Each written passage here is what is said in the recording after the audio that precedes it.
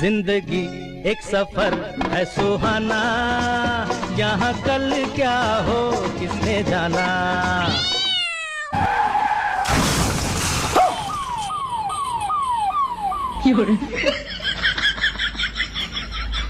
अबे साले, तूने अचानक से स्कूटी क्यों मोड़ दिया? अरे भाई बिल्ली रास्ता काट दी थी, अगर स्कूटी नहीं मोड़ते और हम लोग के साथ कुछ हादसा हो जाता तो